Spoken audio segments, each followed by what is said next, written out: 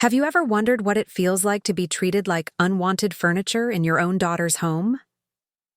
I'm Beatrice Callahan, and last winter, I found myself sleeping on my daughter's lumpy couch while her in-laws enjoyed the guest room upstairs. But when I discovered something shocking about their mortgage situation, everything changed. What I did next had them calling me within hours, begging for forgiveness. Before we jump back in, tell us where you're tuning in from, and if this story touches you, make sure you're subscribed, because tomorrow I've saved something extra special for you. To understand how I ended up purchasing my own daughter's mortgage from the bank, you need to know about the phone call that started it all. It was 3 days before Christmas when Mallory called me at my apartment in Bridgewater, Connecticut. Her voice had that artificial sweetness she'd developed after marrying Preston Blackwood III. You know, the kind that makes your teeth hurt. "Mother, wonderful news! Preston's parents are flying in from Switzerland for the holidays. We're hosting Christmas dinner this year." She paused for exactly 2 seconds before adding, "You're coming, aren't you?" Of course I was coming. Since Mallory's father died 6 years ago, I hadn't missed a single Christmas with my only child. I started packing immediately, carefully wrapping the antique pearl necklace I'd saved for my granddaughter Adelaide's 16th birthday, which happened to fall on Christmas Day. The drive from my modest apartment to their house in Wyndham Hills took 2 hours through heavy snow. As I pulled up to their colonial-style house, the one with the circular driveway and those pretentious marble lions flanking the entrance, I noticed Preston's parents' rental car already there. Bertram and Vivienne Blackwood had arrived early. Mallory opened the door wearing designer cashmere and a strained smile. "Mother, you made it! Come in, come in! Preston, help Mother with her bags." That's when I noticed all the bedrooms upstairs were lit up. Strange, since they had 4 bedrooms, and only Adelaide lived at home. As Preston struggled with my suitcase, the man couldn't lift a 20-pound bag without turning red, Mallory was already guiding me past the staircase. "We've set up the most comfortable spot for you in the den," she said, her heels clicking against the marble floor. The den, also known as the family room, also known as the room with the television, PlayStation, and yes, the couch. "I thought I'd be in the blue guest room like always," I said. "Oh well, Preston's parents are in there. They need a proper bed, you understand. Vivienne has her back problems from all those years of tennis." "And the other guest room? The yellow one?" "That's for Preston Jr. He's driving down from Yale tomorrow." "What about Anne Clarissa's in Adelaide's room? They're sharing. Sisters, you know how it is." Clarissa was Preston's sister, a 34-year-old fashion blogger who spent most of her time photographing herself in expensive clothes. I looked at the den's pull-out couch with its sagging cushions and the throw pillow that said, "Live, laugh, love" in cursive. This would be my bed for the next week. "Of course," I said. "I understand completely." That night, as I lay on the couch that squeaked every time I moved, I could hear Vivienne's laughter drifting down from the guest room. The blue guest room had an ensuite bathroom, a queen bed with a memory foam mattress, and blackout curtains. I knew this because I'd helped Mallory choose them 3 years ago. Instead, I was sleeping 12 feet from the kitchen, with no door for privacy, sharing the powder room with everyone who came downstairs. At 2 a.m, when Preston Jr. arrived from Yale, he flipped on all the lights to make himself a sandwich. At 6, Vivienne came down for her morning yoga, setting up her mat 3 feet from my makeshift bed. "Oh, Beatrice, I didn't realize you were here," she said, though we'd spent the entire previous evening together. "Don't mind me. I'll just do my sun salutations quietly." The next 3 days established a pattern. I was the first awake. Hard not to be when you're sleeping in the household's main thoroughfare and the last to find any privacy. Adelaide, my sweet granddaughter, was the only one who seemed to notice. "Gran, why don't you take my room?" she offered on the second day. "I can sleep down here." "Absolutely not," Mallory cut in before I could answer. "Your grandmother is perfectly comfortable. Aren't you, Mother? What could I say? I smiled and nodded. On Christmas Eve, while preparing dinner in Mallory's spotless kitchen, I overheard a conversation that changed everything. Preston and his father were in the study, and Bertram's voice carried through the heating vents. Son, I'm concerned about your mortgage situation. It's under control, Dad. Under control? You're 3 months behind. The bank's sending notices. It's just a temporary setback. The bonus from the Henderson account didn't come through like we expected. My hand stilled over the potato I was peeling. 3 months behind on their mortgage? You need to ask Vivienne and me for help, Bertram continued. We can't. Mallory would rather die than admit we're having money troubles. What about her? Mother? Preston laughed. Beatrice? She lives in a rental apartment and drives a 10-year-old Honda. What could she possibly do? That night, while everyone else enjoyed cognac in the living room, I slipped away to the den and made a phone call to my financial advisor, Harold Worthington. Beatrice, Merry Christmas Eve, he said. Checking on your portfolio? Actually, Harold, I have an unusual question. Is it possible to purchase someone's mortgage from a bank? There was a pause. Well, yes. Banks often sell distressed mortgages to investors, but it's typically done in large packages, not individual homes. What if someone had significant resources? Could they purchase a specific mortgage? With the right connections and capital, certainly. The bank would probably be happy to offload a troubled loan. Why do you ask? Just curious. By the way, how much liquid capital could I access from my accounts within, say, 48 hours? Let me check. I heard him typing. Well, without touching your main retirement funds, you could access approximately $8 million from your money market and investment accounts. Perfect. Enjoy your evening, Harold. You see, what Preston didn't know, what none of them knew, was that Bennett Callahan, my late husband, had been a very successful patent attorney. More specifically, he'd handled the intellectual property rights for a small technology company in the 1990s that later became one of the largest software firms in the world. When Bennett died, I inherited his shares. I'd been living modestly by choice, not necessity. The next morning was Christmas. I was up at dawn as usual since Preston Jr. had decided to play video games until 3 a.m. in the den. I made coffee for the household and started preparing the Christmas breakfast casserole.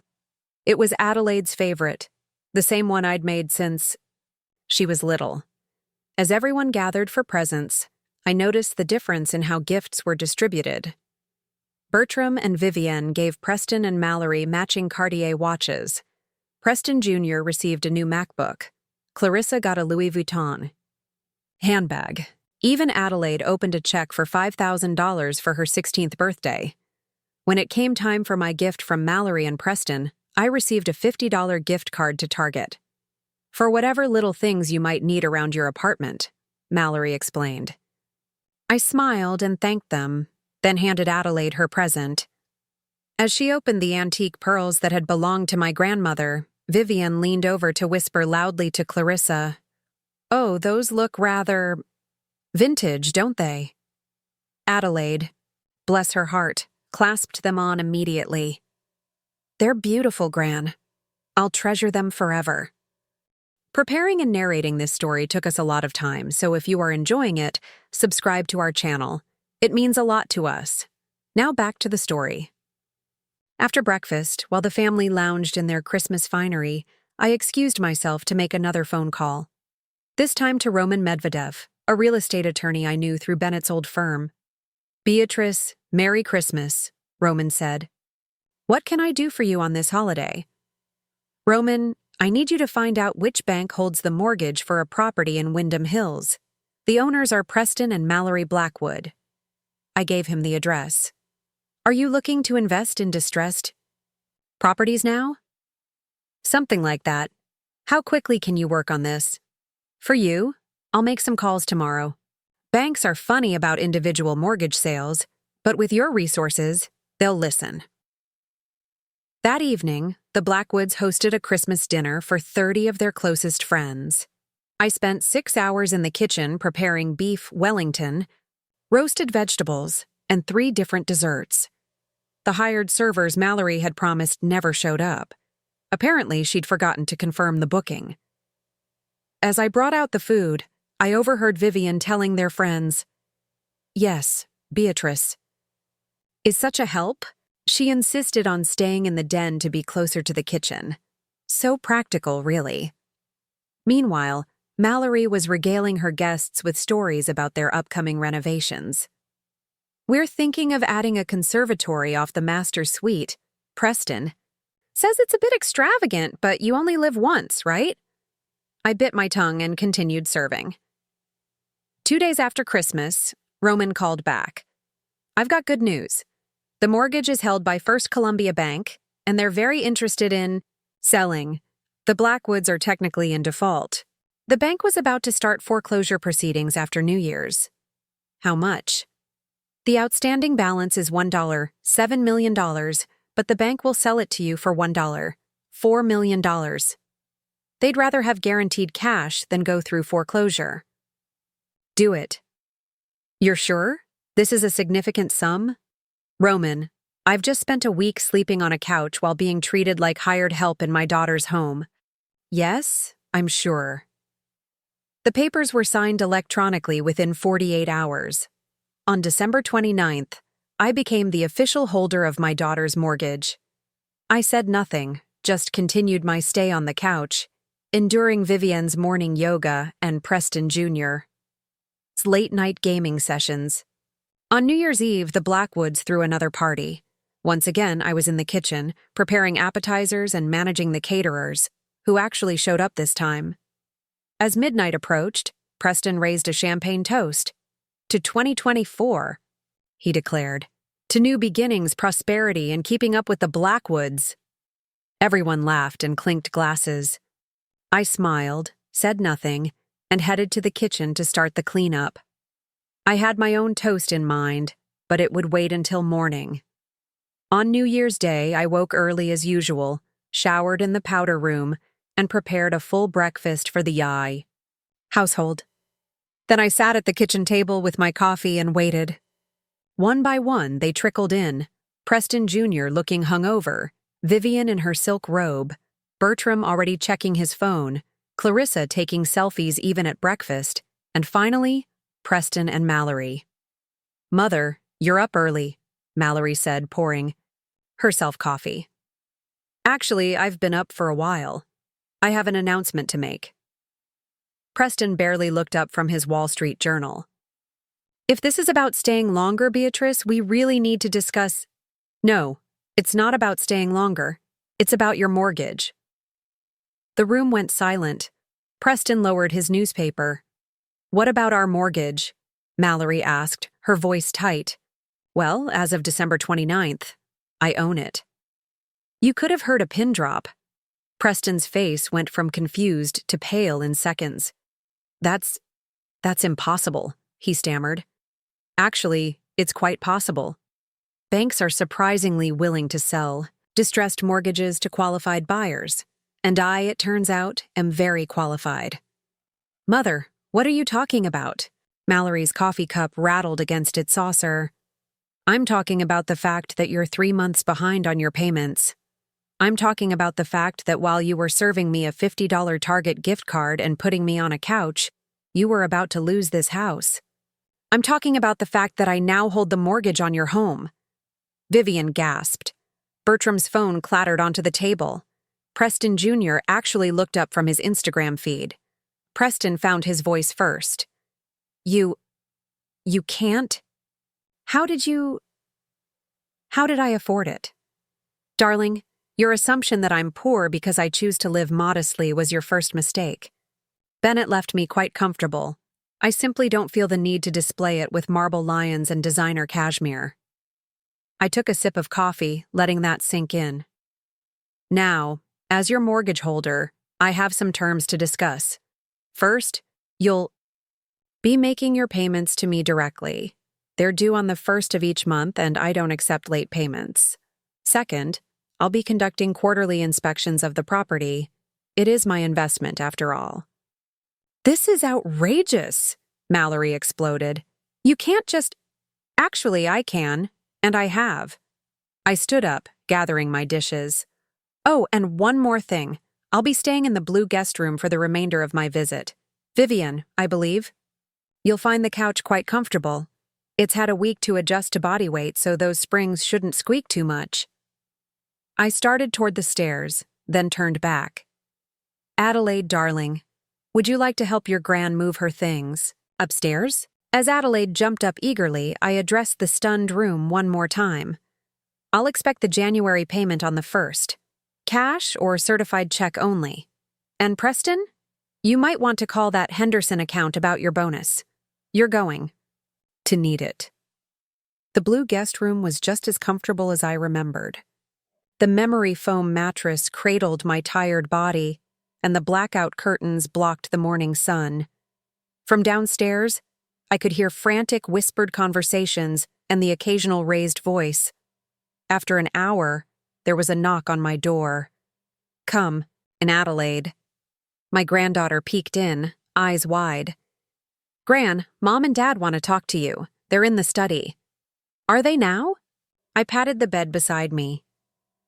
Tell me something first. Did you know about your parents' financial troubles? She bit her lip. I heard them arguing sometimes. Mom kept buying things, and Dad kept saying we couldn't afford it. But I didn't know it was this bad. And how do you feel about what I've done? Adelaide sat down beside me. I think it's kind of awesome. Is that wrong? I hugged her. No, darling, it's not wrong at all. In the study, Preston and Mallory sat side by side on the leather sofa, looking like chastened children. The arrogance had drained from Preston's face, and Mallory's designer cashmere was wrinkled from anxious fidgeting. Mother, Mallory began, we need to discuss this situation. Indeed we do. I took Preston's usual seat behind the desk. I believe you owe me $47,000 for the missed payments, plus this month's payment of $11,500. When can I expect that? Be reasonable, Beatrice, Preston said. You can't possibly expect— I expect exactly what any mortgage holder would expect. Payment in full, on time, every month. If you can't manage that, I'll have to consider other options. What other options? Mallory asked fearfully. Well, I could sell the mortgage to another investor, or I could foreclose. This is a business arrangement now. Business? We're family. Interesting that you remember that now. Tell me, Mallory, what kind of family puts their mother on a couch for a week while giving the guest rooms to everyone else? What kind of family treats their mother like kitchen help while bragging about renovations they can't afford? Mallory flushed. We were just trying to accommodate everyone. No, you were trying to maintain appearances, to keep up with the Blackwoods, as Preston so eloquently put it last night. Well, now you need to face reality. Preston cleared his throat. What if we can't make the payments? Then you'll have to sell the house and downsize. Live within your means. Novel. Concept, I know. You wouldn't really foreclose on your own daughter, Mallory said, tears forming in her eyes. Wouldn't I? You were content to let me sleep on a couch indefinitely. You were happy to take my help in the kitchen while telling your friends I insisted on staying in the den. You gave me a $50 gift card while wearing a $3,000 watch. So yes, Mallory, I absolutely would foreclose if necessary. The tears began to fall. How could you do this to us? How could you do this to yourselves? You're drowning in debt while throwing parties and planning conservatories. Did you think the bank would just forget about the mortgage? We were handling it, Preston muttered, by ignoring foreclosure notices, by lying to your parents about your finances, by pretending everything was fine while you sank deeper into debt. That's not handling it, Preston. That's denial. I stood up. Here's what's going to happen. You're going to cut your expenses dramatically. No more parties, No more renovations. No more designer clothes. You're going to pay me every month, on time. And you're going to treat people with respect, regardless of what you think their bank balance is. And if we don't, Preston challenged, then you'll learn what it's like to sleep on someone else's couch. I left them in the study and went to find Adelaide. She was in her room, still wearing the antique pearls. Gran? Are you really going to take our house? Only if your parents don't change their ways. Sometimes, Adelaide, people need a wake-up call. Your parents have been living in a fantasy world, spending money they don't have to impress people who don't matter. It's time they learned what's really valuable. Like family? Exactly like family. Real family, not the kind you perform for guests. That evening, dinner was subdued. Vivienne and Bertram had suddenly remembered urgent business in Switzerland. Preston Jr. decided to return to Yale early. Clarissa booked a flight to New York, claiming she had a fashion emergency. As they all scattered, I sat with Adelaide in the kitchen, teaching her how to make her favorite breakfast casserole. Gran? She asked, cracking eggs into a bowl. Will you teach me about money management? I thought you'd never ask. We spent the evening discussing the difference between wants and needs, the importance of living within your means, and the power of compound interest. It was the most valuable gift I could give her. The next morning, I prepared to leave. As I packed my bags, Mallory appeared in the doorway of the blue guest room. Mother. Beatrice. I'm sorry. I don't even know where to begin. You can begin by being honest. With yourself, with Preston, and with me. Why did you put me on the couch? She sank onto the bed. Preston's family. They've always made me feel like I wasn't good enough, like I married up. I guess I was trying so hard to prove I belonged that I forgot where I came from. And where did you come from, Mallory? From you. From a mother who worked 2 jobs to put me through college. From a father who wore the same shoes for 5 years so I could have dance lessons. From parents who taught me that character matters more than appearances. But somewhere along the way, you forgot those lessons. I did, and I'm ashamed. She looked at me with red-rimmed eyes. Can you ever forgive me? Forgiveness isn't the issue, Mallory. The issue is whether you're going to change. Are you ready to stop living this facade? I don't know how. We're so deep in debt. Then let me help. Not by giving you money, but by teaching you what your father and I apparently failed to teach you the first time. How to budget, how to save, how to live authentically. You'd do that? After how we treated you. You're my daughter. That doesn't change, even when you disappoint me. We spent the next 3 hours creating a realistic budget. I showed her how to track expenses, how to negotiate with creditors, and how to distinguish between essential and discretionary spending. By the time we finished, she had a plan to pay off their debts in 5 years. It won't be easy, I warned. You'll have to give up a lot of luxuries. I think I'm ready for that, she said. I'm tired of pretending. As I was leaving, Preston approached me in the driveway. Beatrice. Mrs. Callahan. I owe you an apology. Yes, you do. I misjudged you. I thought. Well, it doesn't matter what I thought, I was wrong. Yes, you were. But more importantly, you've been wrong about what matters in life. Money isn't everything, Preston. Neither is status. I'm beginning to understand that. He hesitated. The mortgage payments. We'll make them. Every month on time. I know you will, because if you don't, I won't hesitate to protect my investment. He nodded. Understood, and thank you for the wake-up call. Sometimes the best gifts come in unexpected packages. As I drove away, I saw Adelaide waving from her bedroom window, still wearing the antique pearls. I had a feeling she'd never take them off. A week later, I received the first mortgage payment. It was accompanied by a handwritten note from Mallory. Thank you for teaching us what really matters. Love, your daughter. I deposited the check and made a note in my ledger. Business was business after all. But family. Family was something else entirely. Over the next few months, I watched as Preston and Mallory transformed their lives. The parties stopped. The designer purchases ended. Mallory started shopping at regular stores and even learned to cook proper meals instead of ordering gourmet takeout every night. Preston took on extra consulting work to boost their income. And something unexpected happened.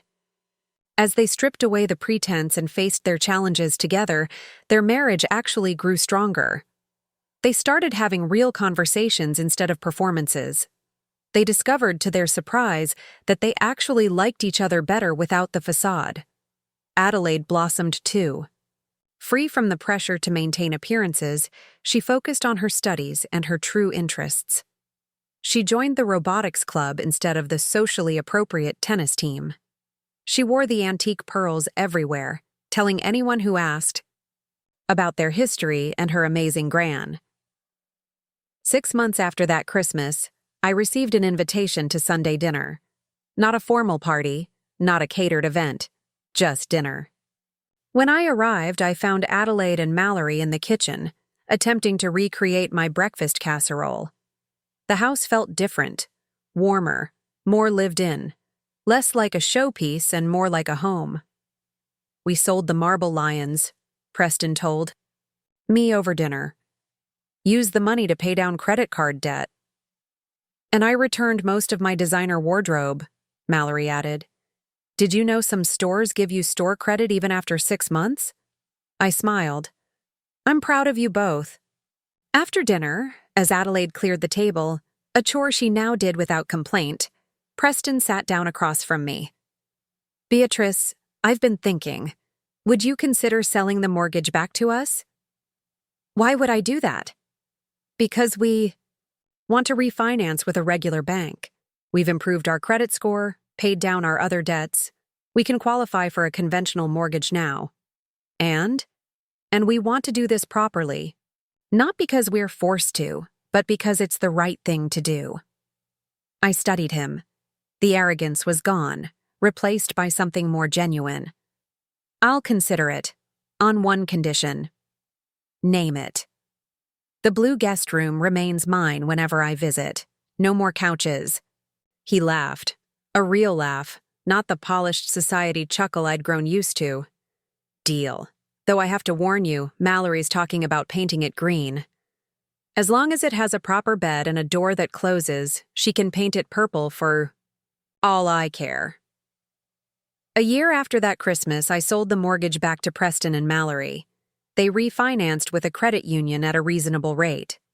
They were still in the same house, but they'd learned to live within its means rather than beyond them. At Adelaide's 17th birthday dinner, a homemade affair with a cake Mallory baked herself, my granddaughter raised her glass. To Gran, she said, who taught us that the best things in life aren't things at all. As everyone clinked glasses, I caught Mallory's eye. She mouthed, "Thank you." I nodded. Some lessons have to be learned the hard way, but the important thing is that they're learned. And sometimes the best gift you can give your children isn't money or comfort or even approval. Sometimes it's the gift of consequences, delivered with love, wrapped in truth, and tied with the unbreakable ribbon of family. Looking around that table, at Preston actually engaged in conversation instead of checking his phone, at Mallory laughing without calculating who might be impressed, at Adelaide confident in her own worth, I knew I'd made the right choice. The couch? It's still in the den. But now when I visit, it's just another piece of furniture, not a symbol of misplaced priorities. And the blue guest room, now painted a lovely sage green, is always ready for Gran. Some might say I was harsh. Others might call it tough love. I call it the most expensive Christmas gift I ever gave. $1. $4 million to save my family from themselves. Worth every penny. The morning after I revealed that I owned their mortgage, the atmosphere in the house had shifted dramatically. Gone. was the artificial politeness that had characterized our previous interactions. In its place was a raw, uncomfortable tension that seemed to seep into every corner of the colonial mansion. I found Preston in his study at 6 a.m., surrounded by bank statements and financial documents. His hair was disheveled, and he'd clearly been up all night. When he saw me in the doorway, he didn't even attempt to hide the papers. "Beatrice," he said, his voice hoarse. "I've been going through everything. We're in worse shape than I thought." I entered the room and took a seat across from him. "How bad?" "We owe $180,000 in credit card debt. The car payments are 3 months behind. Mallory's been taking cash advances to pay for Adelaide's private school tuition." He rubbed his face with both hands. "I had no idea she was hiding this, much from me." "And you were hiding the mortgage situation from her?" He nodded miserably. "We've been lying to each other for years, trying to maintain this facade." "The first step is honesty," I said, "with each other and with yourselves." That afternoon, I called a family meeting, not the kind of staged family gatherings they usually had, with catered food and carefully curated conversation topics. This was different. We sat around the kitchen table with cups of coffee and a plate of store-bought cookies, a far cry from the imported delicacies they usually served. Mallory had been crying. Her perfectly applied makeup was smudged, and for the first time in years, she looked like my daughter again, not the polished society wife she'd been pretending to be. "I want to start," she said, her voice trembling. "I need to tell you all something. Last year, I took out a personal loan for $50,000. I told the bank it was for home improvements, but I used it to buy jewelry. Jewelry I wore once to impress Preston's colleagues and then hid in my closet." Preston stared at her. "Mallory?" "I'm not finished. I also opened 3 credit cards in my name alone. They're all maxed out. I've been moving money between them, paying minimums, just trying to keep up appearances." The room fell silent. Even Adelaide seemed to grasp the gravity of the situation. "My turn," Preston said finally. "I was passed over for partnership at the firm. That bonus I've been talking about for months, it's never coming. I've been pretending to go to client meetings when actually I've been driving to the park and sitting in my car, sending fake emails about deals that don't exist." The confessions continued for an hour. Each revelation was more shocking than the last. They had been living so far beyond their means that they'd created an elaborate web of lies to sustain it. Finally, Adelaide spoke up. "I know about the college fund." Both parents turned to her in surprise. "What about it, sweetie?" Mallory asked. "I know you emptied it last year. I heard you on the phone with the bank. You said it was for my SAT prep courses, but I saw the charges. They were from Nordstrom and Saks." Mallory burst into fresh tears. "Oh, Adelaide, I'm so sorry. I was going to replace it, I swear. I needed a dress for the Gardener's Charity Gala, and then I saw these shoes and—" "Stop," I said firmly. "This ends now. All of it." Over the next several hours, we worked together to create a complete financial inventory. Every debt, every loan, every credit card was laid bare on the kitchen table. The total was staggering: $447,000 in various debts, not including the mortgage. "We're going to need to sell the house," Preston said quietly. "No," I said. "Not yet. The house has equity, and in this market, you might break even after all the debts are paid. But then what? You'll have bad credit, no savings, and nowhere to live. That's not a solution." "Then what do you suggest?" Mallory asked. "First, we create a realistic budget, not the fantasy one you've been pretending to follow, but a real one based on Preston's actual income." "But his salary alone isn't enough to maintain—" "Exactly. So, Mallory, you're going back to work." My daughter looked stunned. "But I haven't worked in 15 years. Who would hire me?" "You have a degree in marketing. You were excellent. At your job before you decided being a society wife was a full-time occupation. You'll update your resume and start applying. But what about my committees, my volunteer work? Your volunteer work consists of planning parties for other wealthy people who are probably just as broke as you are. It's time to get a real job. We spent the rest of the day creating a plan. Every unnecessary expense was cut. The country club membership, the luxury car leases, the housekeeper, the gardener, all gone. We kept only the essentials. But what will people think? Mallory wailed as we canceled her spa membership. They'll think what they want, I said, and most of them are probably in the same situation you are, just better at hiding it. That evening, as I helped Adelaide with her homework, something her parents hadn't done in years because they'd hired tutors for everything, she asked me a question that broke my heart. Gran, are we poor now?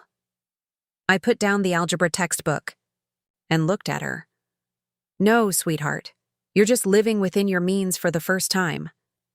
There's a difference between being poor and being responsible. Will I have to leave Winfield Academy? Winfield was her exclusive private school, where tuition ran $40,000 a year.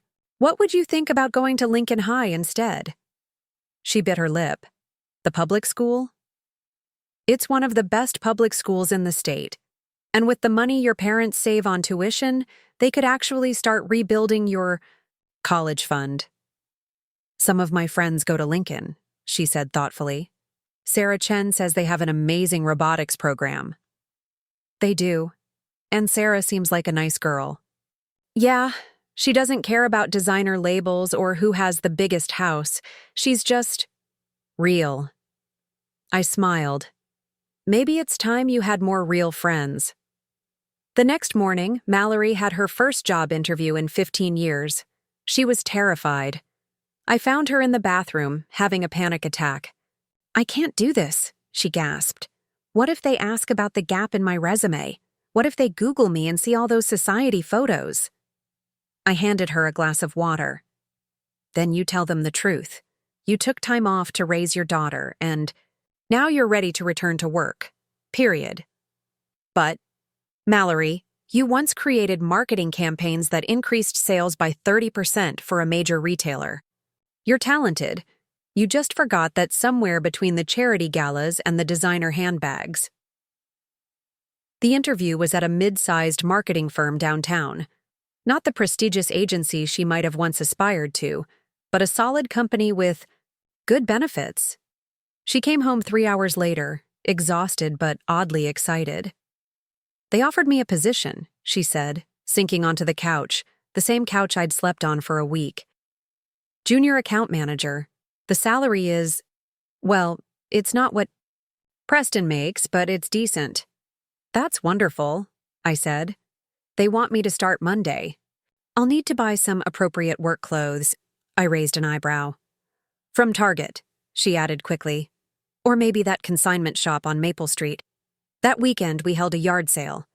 Preston initially resisted, but when I pointed out that selling their excess possessions could raise several $1,000s toward their debts, he relented. We dragged out designer handbags, barely worn shoes, expensive watches, and electronics that had been used once and forgotten. Mallory winced as she priced her Hermes scarves and Chanel jackets. Do we really have to sell everything? She asked, clutching a pair of Louboutin heels. Keep what you need, I said. But ask yourself, do you need 8 pairs of $1,200 shoes, or do you need to pay your daughter's school fees? She reluctantly put a price tag on the shoes. The yard sale was a revelation. Neighbors came, many of whom had always seemed intimidated by the Blackwoods' obvious wealth. As they picked through the designer goods, conversations started. We're downsizing, Mallory said, her new mantra, trying to live more simply. To her surprise, several neighbors confessed they were doing the same. The Hendersons had just sold their boat. The Patels were considering moving to a smaller house. The Washingtons had canceled their country club membership months ago. I thought, We were the only ones struggling, Mallory whispered to me. Everyone's struggling, I replied. Some people are just better at pretending they're not. By the end of the day, we'd raised $8,000. Preston seemed genuinely impressed. I can't believe people paid that much for our old stuff, he said, counting the cash. It's not old stuff, dear, I reminded him. It's thousands of dollars of barely used luxury goods that you bought to impress people who don't matter. Adelaide, who had been manning the cash box, piped up. Can we use some of this money to fix my bike? The chain's been broken for months. Her parents exchanged guilty looks. They'd been so focused on maintaining appearances that they'd neglected basic things like their daughter's bicycle. Of course, sweetie, Preston said. In fact, why don't we go to the bike shop together this afternoon?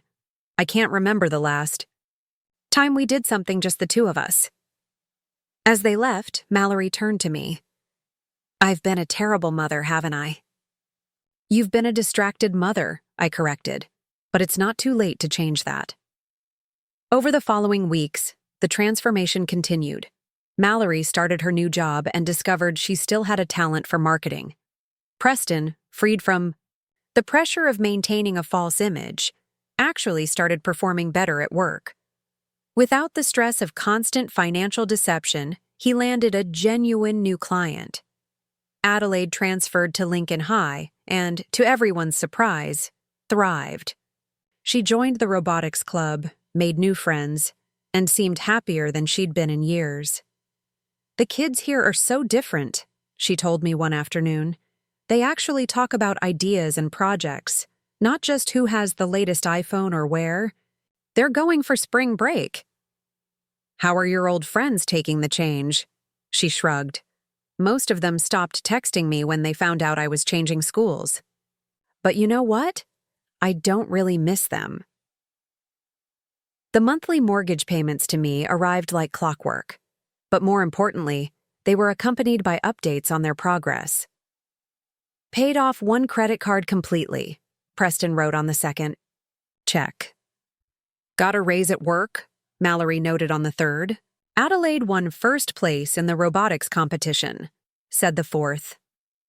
6 months into our arrangement, I arrived for dinner to find them all in the kitchen cooking together. The dining room, once reserved for formal entertaining, had been converted into Adelaide's study space. The kitchen table, where they now ate all their meals, was covered with her robotics projects. Sorry for the mess, Mallory said, not sounding sorry at all. Adelaide's preparing for the state championships. Don't apologize, I said, examining a small robot that was navigating around salt shakers. This is wonderful. Preston was chopping vegetables for a stir-fry, a far cry from the catered meals they used to serve. We're teaching ourselves to cook, he explained. YouTube is amazing. Last week, I made beef bourguignon. It was actually edible, Adelaide added with a grin. We ate dinner together, and the conversation flowed naturally. No more forced discussions about social events or strategic networking. Instead, they talked about Adelaide's projects, Mallory's new campaign ideas, Preston's actual work. After dinner, as Adelaide cleared the table, a chore she now did automatically, Mallory pulled me aside. Mom, I need to tell you something. My heart sank slightly. What is it? I got promoted, senior account manager. It comes with a significant raise. That's wonderful. The thing is, they offered me a company car. Nothing fancy, just a Honda Civic. But it means we could sell the Range Rover and put that money toward our debts. I felt a surge of pride. 6 months ago, Mallory would have died before driving a Honda Civic. What did Preston say? He's already got it listed online. And you know what? He seems relieved. He hated that car. Only bought it because some partner at his firm said it was the right car for someone at his level. That night, as I prepared to leave, Adelaide hugged me goodbye. Thanks, Gran, she whispered. For what, sweetheart? For giving us our family back. I looked over her shoulder at Preston and Mallory, who were doing dishes together, laughing about something. The house felt different now. Lighter, happier, more authentic. "You always had your family," I told Adelaide. "You just needed to remember what was important."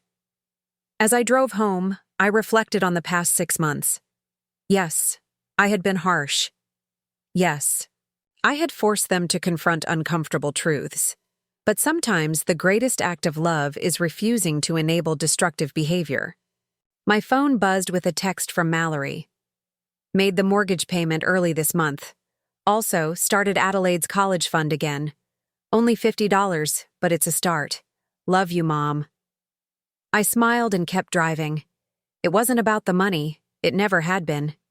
It was about teaching them that the best things in life, family, integrity, self-respect, can't be bought with any amount of designer goods or social status. They still had a long way to go. The debts wouldn't disappear overnight, and old habits would occasionally resurface. But they were on the right path now, and that was all that mattered. 6 months earlier, I had purchased their mortgage to save them from themselves. Now, watching them save themselves, I knew I had made the right choice. Sometimes the most valuable inheritance you can give your children isn't money or property, but the tools to build a life of genuine worth. And sometimes, the best gift a parent can give is the courage to let their children fail, and then help them learn how to get back up again. The Blackwood family would be fine, not because they were wealthy or well-connected, but because they had finally learned what truly mattered. And that was worth more than all the mortgage payments in the world. 8 months into our arrangement, I received an unexpected call from Vivienne Blackwood. Preston's mother had maintained radio silence since fleeing back to Switzerland after learning about my mortgage purchase. Now, her crisp voice crackled through my phone with barely contained fury. "Beatrice, we need to talk about what you've done to our son." I settled into my armchair, sensing this would be a lengthy conversation. "What exactly have I done, Vivienne?" "You've destroyed him. Preston called last week to decline our invitation to the Blackwood family reunion in Gstaad. He said they can't afford the trip." "Can't afford it?" My son, talking like some middle-class person? This isn't funny, Beatrice. The Blackwood name carries weight in certain circles. Preston's behavior is becoming an embarrassment. To whom? To the family. He's selling his grandfather's Rolex collection on eBay. eBay, like some common pawnbroker. I remembered those watches. Preston had inherited 12 vintage Rolexes, but wore only one. The rest sat in a display case, gathering dust while they accumulated debt. Perhaps you should ask yourself why he needs to sell them, Vivienne. Because you've poisoned him with this middle-class mentality. Bertram is beside himself. We're considering legal action. On what grounds? Undue influence, financial manipulation, elder abuse. I laughed, cutting her off. Elder abuse? I'm younger than you, Vivienne. And as for financial manipulation, I legally purchased a distressed asset from a bank. Everything is documented and above board. You took advantage of their temporary difficulties. Temporary? They were 3 months from foreclosure. Where were you then? Where was your concern when your son was drowning in debt? Silence stretched across the international line. I thought so, I continued. You were content to watch, from afar as long as they maintained appearances. Now that they're facing reality, you're embarrassed. But this isn't about you or the Blackwood name. It's about Preston and his family learning to live authentically. You've turned them into ordinary people. No, Vivienne. I've helped them become honest people. There's a difference. She hung up without another word. That evening, Preston called. My mother reached out to you? She did. I apologize. She and Father are struggling with our new situation. How do you feel about missing the family reunion? He was quiet for a moment. Relieved, actually. Those gatherings were always more about showing off than connecting. Last year, I spent the entire week pretending to be someone I'm not, networking with people I don't even like. And now? Now, Adelaide and I are building a greenhouse in the backyard. We're growing tomatoes, real ones, from seeds. It's more satisfying than any business deal I've ever closed. The greenhouse project had started small, a weekend attempt to repair a broken window that had evolved into something larger. Preston discovered he enjoyed working with his hands, something the Blackwood family had always considered beneath them. Bertram would have a heart attack if he saw me in work boots, Preston had joked while mixing concrete for the foundation. Mallory had taken up sewing, of all things. It started with hemming her work clothes to save money on alterations, but she'd discovered a genuine talent for it. "I'm making Adelaide's dress for the robotics awards ceremony," she told me proudly, during one visit. The pattern cost $8 and the fabric was on sale. The whole thing will come to less than $30. "That's wonderful," I said, examining her careful stitching. "You know what's funny? I get more compliments on the clothes I make than I ever did on designer outfits. My colleague asked where I got my blouse yesterday. When I said I made it, she couldn't believe it. Adelaide had perhaps changed the most. Without the pressure to conform to Winfield Academy's social hierarchy, she'd blossomed into a confident young woman. Her robotics team had advanced to nationals, and she was considering engineering programs for college. MIT has an amazing robotics lab, she told me excitedly one afternoon. And guess what? They offer need-based financial aid. My grades and test scores are good enough. I just need to keep building my portfolio. That's fantastic, sweetheart. The best part? I actually have a shot at scholarships now. When I was at Winfield, everyone's parents just wrote checks. Nobody talked about financial aid or merit scholarships. It was considered tacky. Her voice dripped with disdain at the last word, and I had to smile. The girl who once begged for designer jeans now found conspicuous wealth distasteful. The transformation wasn't without its challenges. Old habits died hard, and occasionally the family would slip back into familiar patterns. One Saturday, I arrived to find Mallory in tears at the kitchen table, surrounded by glossy magazines. "What's wrong?" I asked. She gestured helplessly, at the pages. "The Winter Haven Ball is next month. We've gone every year since we were married. It's the social event of the season. And? And I can't go. I have nothing to wear, we can't afford the tickets, and even if we could, what would people say? Everyone knows about our situation." I sat beside her. "Who told you that everyone knows?" "Patricia Sterling. She called to ask if we were attending. When I said we weren't sure, she said she understood, given our recent challenges." She sounded so sympathetic, but I could hear her smirking through the phone. "Mallory, look at me." I waited until she met my eyes. "Why do you care what Patricia Sterling thinks?" Because. She struggled to articulate something she'd never questioned before. "Because that's our world. Those are our people." "Are they? When you were drowning in debt, did Patricia offer help?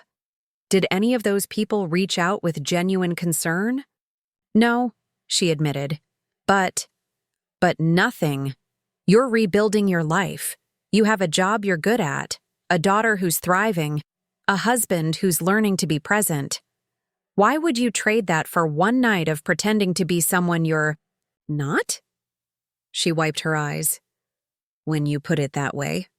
"Besides," I added, "the Winter Haven Ball costs $500 per couple just for tickets.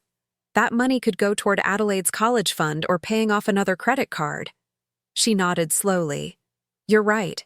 It's just hard sometimes, letting go of that life." "It's not letting go of a life, dear. It's letting go of a lie." That night, instead of attending the ball, the family had a movie marathon. Adelaide made popcorn while Preston set up the projector they'd bought secondhand. Mallory wore pajamas instead of an evening gown, and they laughed together at old comedies until midnight. "This is better than any ball," Adelaide declared, curled up between her parents on the couch. The next morning, Mallory's phone buzzed with society gossip about the event. She glanced at it, then decisively turned it off. "Not interested," she said when Preston raised an eyebrow. "I have better things to do." Those better things included her growing success at work. She'd landed a major account for her firm, a local organic food company that aligned with her family's new values. The campaign she developed emphasized authenticity over artifice, substance over style. "It's like I'm finally using my skills for something meaningful," she explained. "Not just selling luxury goods to people who don't need them." Her boss was impressed enough to put her forward for another promotion. This time, though, Mallory approached it differently. "I told them I couldn't take on more hours unless I could work from home 2 days a week," she said. "I need to be there for Adelaide." What did they say? They agreed. Turns out they value work-life balance more than the boutique agencies where I used to apply. Preston's transformation continued as well. He'd started a financial literacy program at Adelaide's school, teaching teenagers about budgeting and the dangers of lifestyle inflation. "You should see their faces when I tell them how much debt the average American family carries," he said. "These kids think credit cards are free money." "Like you once did?" He had the grace to look embarrassed. Worse, I knew better but chose to ignore it. The program was such a success that other schools invited him to speak. Soon, he had a side hustle as a financial education consultant. Ironic, considering his own recent history. "I'm thinking of writing a book," he mentioned. One evening. Riches to Reality, a former big spender's guide to financial freedom. That's quite a title. Too much? Not at all. Honesty sells these days. On the 1-year anniversary of my mortgage purchase, I invited the family to dinner at my apartment. As they arrived, I noticed the changes immediately. Gone were the designer outfits and luxury car. They pulled up in Mallory's company Honda, dressed in comfortable, practical clothes. Adelaide bounced in first, carrying a potted plant. "From our greenhouse," she announced proudly. "It's basil. We grew it from seed." Mallory followed with a homemade pie. "I've been taking baking classes at the community center," she explained. "This is my first attempt at lattice work." Preston carried a wrapped gift. "We wanted to thank you," he said simply. Inside was a handmade photo album. Adelaide had documented their year of transformation, the greenhouse construction, Mallory's first day at work, family dinners around the kitchen table, Adelaide's robotics competitions. The final page held a family portrait taken in their backyard garden. "We had it done by a photography student from the community college," Mallory explained. "She charged us $50 and got to use the photos in her portfolio." "It's perfect," I said, meaning it. Over dinner, they shared their progress. They'd paid off 3 credit cards completely and were ahead on the mortgage payments. Adelaide's college fund was growing slowly but steadily. Most importantly, they seemed genuinely happy. "We've been thinking," Preston began as we cleared the plates, "about the mortgage situation." My heart sank slightly. Were they going to ask me to forgive the debt? To reduce the payments? "We'd like to refinance with a traditional bank," he continued. "We've rebuilt our credit enough to qualify for a better rate, but we want to do it properly this time. 20% down, fixed rate, monthly payments we can actually afford." I felt a wave of relief and pride. "That sounds very sensible." "The thing is," Mallory added, "we'd like to buy the mortgage from you at fair market value. Not because we have to, but because it's the right thing to do. You saved us from ourselves, and we want to make it right." I looked at my daughter, really looked at her. The woman sitting across from me bore little resemblance to the status-obsessed socialite who had relegated me to a couch a year ago. Her designer highlights had grown out, replaced by her natural brown. Her nails were short and unpolished from gardening. Her smile was genuine, not performed. "I accept," I said, "on one condition." They waited anxiously. "The blue guest room, now. Green remains mine whenever I visit." Preston laughed. "Deal. Though I should warn you, Adelaide's been talking about painting it purple." Purple's my favorite color," I said.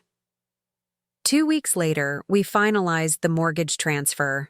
They paid me exactly what I had paid the bank, plus a year's worth of interest. The check came with a handwritten note. "Thank you for the most expensive lesson we ever learned. Worth every penny. Love, Preston, Mallory, and Adelaide." I deposited the check and immediately wrote one for the same amount to Adelaide's college fund. It was, after all, her inheritance, just arriving a bit early. The last time I visited the house in Wyndham Hills, I barely recognized it. The pretentious marble lions were gone, replaced by Adelaide's robotics projects displayed proudly on the front steps. The formal living room had been converted into a workshop where Preston refinished furniture, another new hobby. The dining room showcased Mallory's sewing projects. But the biggest change was in the energy of the home. Laughter echoed through rooms that had once felt like a museum. Neighbors dropped by unannounced, something that would have horrified the old Mallory. Adelaide's friends from Lincoln High studied at the kitchen table, building robots and eating homemade cookies. "You know," Mallory said as we sat in the greenhouse surrounded by thriving plants, "I used to think wealth meant having everything you wanted. Now I realize it means wanting what you have." "That's wisdom," I replied. "Hard-earned wisdom. I'm just sorry it took almost losing everything to find it." "Sometimes that's what it takes." She reached across the small table and squeezed my hand. "Thank you for not giving up on us, for loving us enough to let us fail. You're my daughter. That's what mothers do." "Not all mothers. You could have just watched us crash and burn, or you could have bailed us out and enabled our behavior. Instead, you found a third way. The hard way. The right way."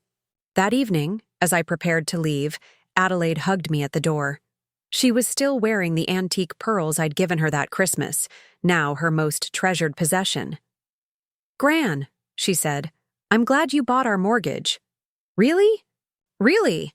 If you hadn't, I'd still be at Winfield, pretending to care about designer handbags and spring break in Cabo. I'd never have discovered robotics or made real friends or learned what actually matters." "And what's that?" She grinned. "Family, truth, hard work, and really good homemade cookies." As I drove away, I thought about the long journey from that Christmas when I'd slept on their couch to this moment. It hadn't been easy for any of us. There had been tears, anger, resentment, and more than a few heated arguments. But in the end, we'd all emerged stronger. The Blackwood family had learned that true wealth isn't measured in possessions or social status, but in relationships, integrity, and self-respect. They'd discovered that authenticity beats artifice every time, and that the best things in life really aren't things at all. And me? I'd learned that sometimes the greatest gift you can give your loved ones is the opportunity to discover their own strength. That tough love, delivered with wisdom and patience, can transform lives. 6 months later, Adelaide was accepted to MIT with a partial scholarship. At her graduation party, a backyard barbecue with homemade food and genuine friends, Preston raised his glass for a toast. "To Beatrice," he said, "who taught us that the best investment you can make is in your family's character. And who showed us that sleeping on the couch can be a wake-up call," Mallory added with a laugh. "To Gran," Adelaide concluded, "who loved us enough to let us learn." As we clinked glasses, mismatched ones from the thrift store, not crystal, I knew that this was what real wealth looked like. Not the facade they'd maintained for years, but this. A family gathered in truth, bound by love, rich in all the ways that truly matter. The mortgage? It was just paper, a means to an end. The real value was in what it had helped them discover about themselves, and that was priceless. In the end, I hadn't just purchased their mortgage, I'd invested in their future. And the returns were beyond anything money could buy. 2 years after that transformative Christmas, I received an invitation that made my heart skip. The envelope was handmade, crafted from recycled paper with pressed flowers from Adelaide's garden embedded in the corners. Inside, careful calligraphy announced, "The Blackwood family requests your presence at our second annual alternative Christmas celebration." Below, in Adelaide's handwriting, "P.S. Gran, you get the master bedroom this year. We converted the den into a proper guest suite, but that's for Aunt Clarissa. She's finally coming to visit." Clarissa, Preston's fashion blogger sister, had maintained her distance during the family's financial reckoning. The woman who once photographed herself in $10,000 outfits had been conspicuously absent from family gatherings, claiming work commitments in Milan, Paris, and New York. Now, apparently, she was ready to face her brother's new reality. I arrived 3 days before Christmas to find the house transformed yet again. Solar panels gleamed on the roof, Preston's latest project after taking a course in renewable energy. The front garden, once manicured by a professional service, now burst with vegetables and herbs tended by the family. "We're saving $300 a month on electricity," Preston explained proudly as he helped with my bags. "And the tax credits were substantial, should pay for itself in 5 years." 4 years, 8 months, Adelaide corrected, appearing in the doorway. At 18, she towered over me now, her MIT sweatshirt covered in electrical burns from her latest project. I ran the numbers again last week. Inside, the changes continued. The formal furniture had been replaced with comfortable, second-hand pieces reupholstered by Mallory. Family photos covered walls once dedicated to abstract art that matched the decor. The kitchen smelled of cinnamon and rising bread. "I'm teaching a bread-making workshop at the community center," Mallory said, pulling me into a flour-dusted hug. Who knew all those years of ordering from French bakeries would actually teach me what good bread should taste like? That evening, while helping prepare dinner, I learned about their newest venture. "We're starting a consulting business," Preston announced, chopping vegetables with practiced ease. "Financial recovery coaching for families drowning in lifestyle debt." "Like we were," Mallory added. "You'd be amazed how many people in Wyndham Hills are secretly broke. Patricia Sterling called last month crying. Turns out she's been hiding $400,000 in credit card debt from her husband. Are you helping her?" "Trying to, but she's still resistant to real change, keeps insisting there must be a way to maintain appearances while fixing the problem." "Sound familiar?" Preston grinned ruefully. "Too familiar. That's why we're perfect for this work. We've been there." Adelaide set the table, mismatched plates they'd collected from estate sales, each with a story. "Mom's become kind of famous in the personal finance world," she said. Her blog post about our journey went viral. "From Prada to Prudent, how losing everything gave me everything that matters," Mallory quoted. 60,000 shares last month. Publishers are calling about a book deal. After dinner, we sat in the greenhouse, now expanded to include a small seating area, and talked about Clarissa's impending arrival. "She texted that she's bringing someone," Preston said, concern creasing his forehead. "Probably another fashion industry type who'll judge our lifestyle." "Let her judge," Mallory said firmly. "We're not apologizing for living authentically anymore."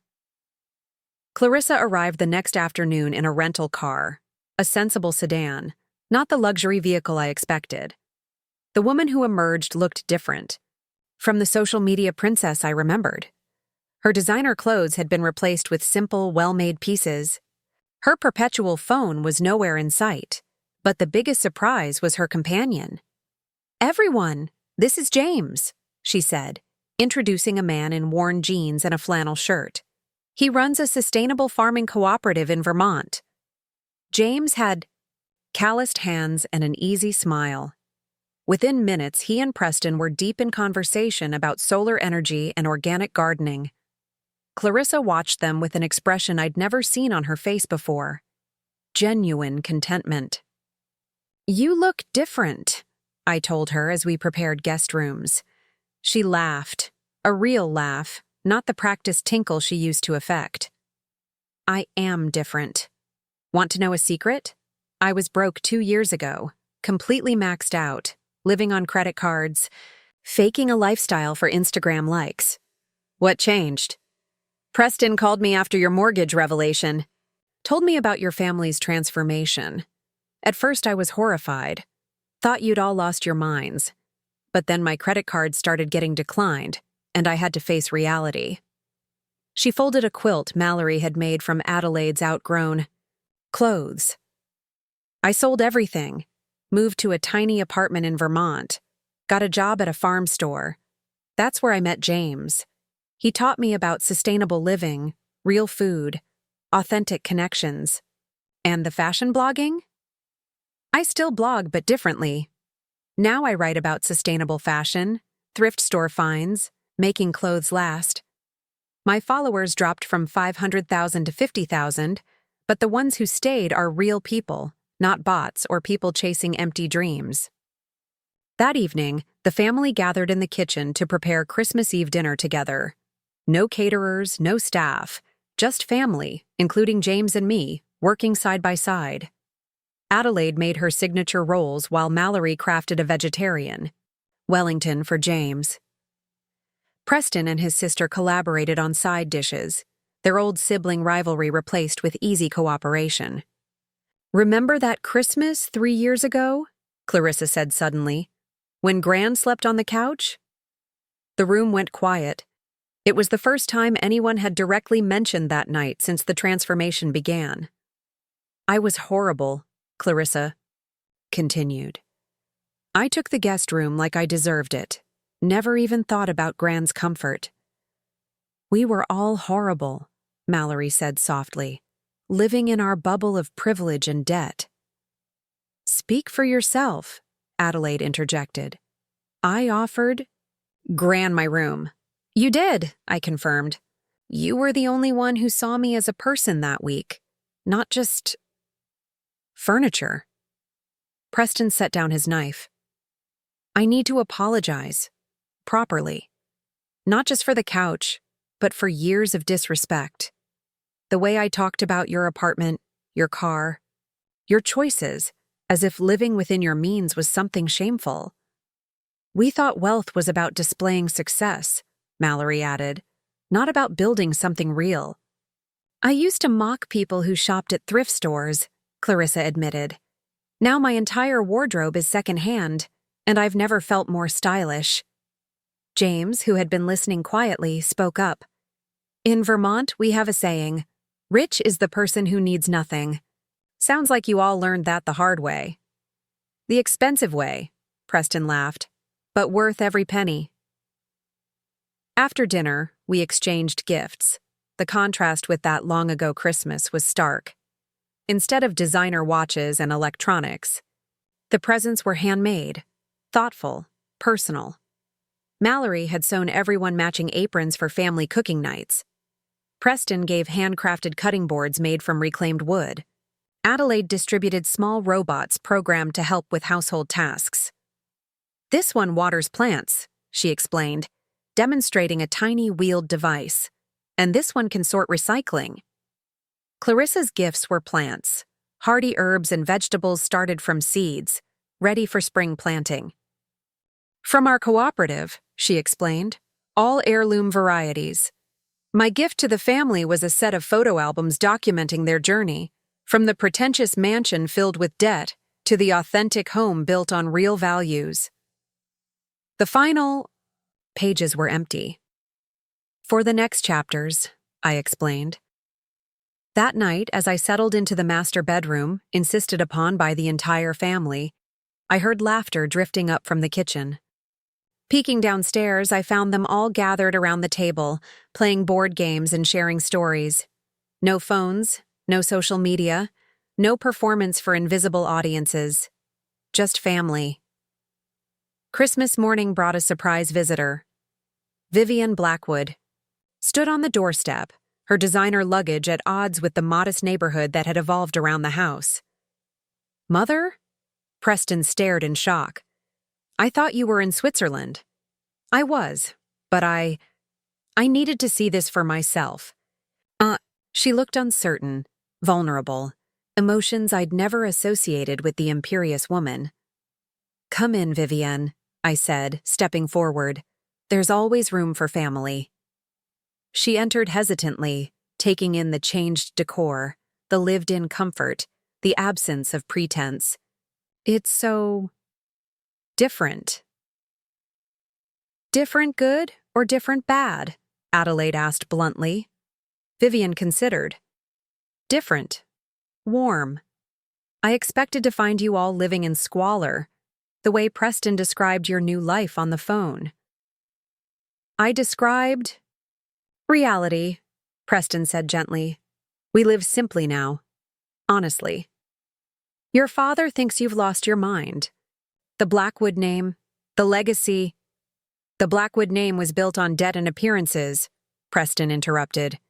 "I'm creating a new legacy, one based on integrity." Vivienne sat heavily on the reupholstered sofa. "I'm tired," she admitted suddenly. "Tired of maintaining the facade. Your father and we're not happy. Haven't been for years. We stay together for appearances, live in separate wings of a house too large for two people, attend events we hate with people we don't like." "Then change," Mallory said simply. "At my age?" "Gran did," Adelaide pointed out. "She changed our whole family's trajectory at 69. Vivienne looked at me. "How? How did you know what to do?" "I didn't," I admitted.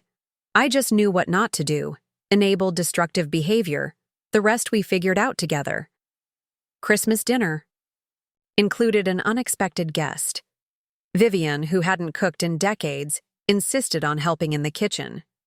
She was clumsy at first, unfamiliar with basic techniques, but Clarissa patiently guided her through simple tasks. "I had a cook growing up," Vivienne confessed. "Then staff after I married. I never learned basic skills." "It's not too late," James offered. "Learning to grow and prepare food connects you to life in a fundamental way." By evening, Vivienne had flour in her hair and a genuine smile on her face. She stayed 3 days, sleeping contentedly in the converted den, helping with greenhouse, chores, and learning to bake bread with Mallory. On her last morning, she pulled Preston aside. I overheard their conversation while watering plants. "I'm leaving your father," she said quietly. "Not for another man. For myself. I want what you have here. Authenticity, purpose, family dinners that aren't performances." "It won't be easy," Preston warned. "The social fallout." "I don't care anymore. I'm 72 years old. How many years do I have left to live honestly?" She turned to me as she left. "Beatrice, I owe you an apology and gratitude. You saved my son. Maybe you've saved me too." "You saved yourselves," I corrected. I just held up a mirror. Spring brought new developments. Adelaide's acceptance. To MIT came with a full scholarship. Her robotics achievements and compelling personal essay about family transformation had impressed the admissions committee. Mallory's book deal materialized, with a significant advance that went straight to their emergency fund. Preston's financial literacy program expanded to 3 school districts. But the biggest change came in May. The family decided to downsize voluntarily, selling the Wyndham Hills house to move to a smaller, more sustainable property closer to Mallory's work and Preston's consulting clients. "We don't need this much space," Preston explained as we toured their new home. A charming craftsman with a large yard perfect for gardening. "And the equity will let us help other families in crisis." They established the Second Chance Foundation, offering interest-free loans to families committed to financial recovery. The first recipient? Patricia Sterling, who had finally admitted the depth of her problems and asked for help. Full circle, Mallory mused, as we unpacked boxes in the new house. From being rescued to becoming rescuers. The Craftsman House quickly became a hub for community activities. Financial literacy workshops in the living room, sustainable living classes in the backyard, sewing circles where Mallory taught others to mend and make clothes, Adelaide's high school robotics students building projects in the garage-turned-workshop. "You've created something beautiful," I told them during Sunday dinner, a tradition that now included whoever needed a meal and conversation. "We had a good teacher," Preston replied. "Remember what you said that Christmas? Sometimes the best gift is consequences delivered with love." "And wrapped in truth," Mallory added. "Tied with the unbreakable ribbon of family," Adelaide concluded. That summer, Vivienne moved to a small cottage 20 minutes away. She volunteered at the community garden, took cooking classes with Mallory, and slowly built a relationship with her family based on truth rather than pretense. Bertram, still clinging to the old ways, remained in Switzerland, but even he had begun to soften, asking Preston for advice on simplifying his own complicated life. Clarissa and James married in a simple ceremony in their Vermont vegetable garden. The reception featured homegrown food, homemade decorations, and dancing under string lights powered by solar panels. No society photographers, no luxury cars, no performance, just joy. As I watched Adelaide head off to MIT that fall, driving a reliable used car, armed with practical skills and unshakable values, I reflected on the journey that began with a couch and a mortgage. Sometimes the hardest truths create the strongest. Foundations. The Blackwood family had built their house on sand, appearances, debt, and social pressure. It took losing everything to find solid ground. Authenticity, hard work, and genuine connection. The couch I'd slept on that Christmas had been donated to charity long ago. In its place sat handmade furniture crafted with love, surrounded by family photos that captured real moments, not staged performances. The mortgage papers I'd once held were framed in Preston's office, a reminder of the price of transformation and the value of tough love. But the real measure of change wasn't in furniture or finances. It was in the laughter that filled their new home, the neighbors who dropped by unannounced, the community they'd built through vulnerability and service. It was in Adelaide's confidence, Mallory's purpose, Preston's integrity, and even Vivienne's late-blooming authenticity.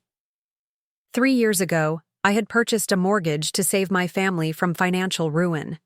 What I actually bought was their freedom. From debt, yes, but more importantly, from the prison of pretense they'd built around themselves. The return on that investment? Priceless. As Preston often said in his financial workshops, the best inheritance isn't money. It's the wisdom to live within your means and the courage to be exactly who you are.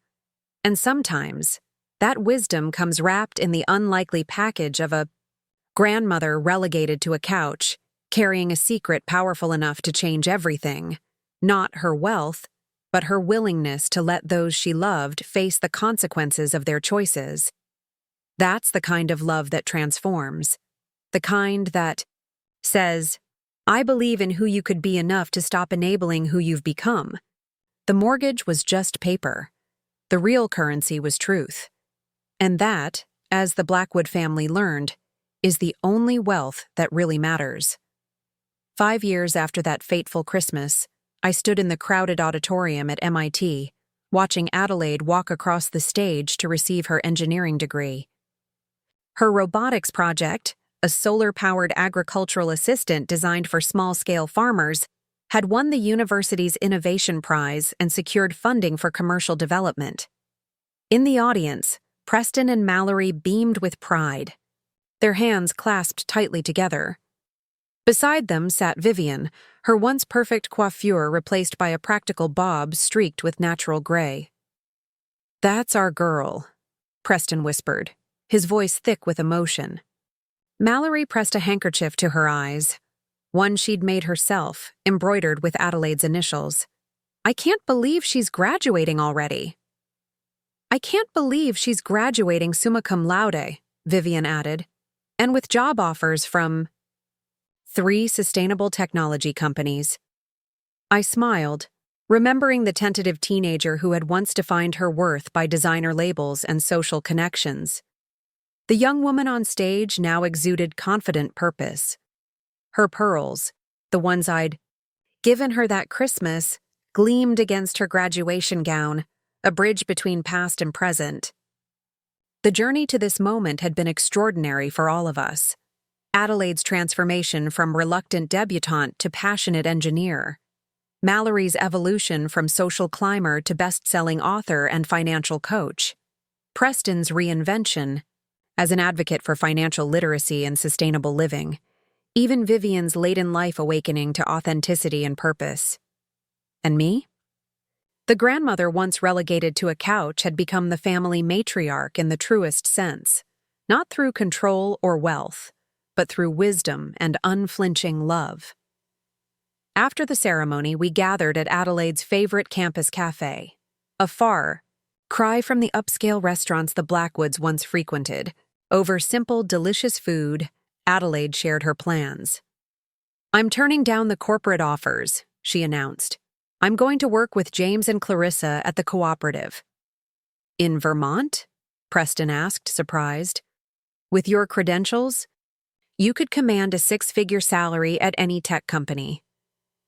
Adelaide nodded. "I could, but that's not what matters to me anymore.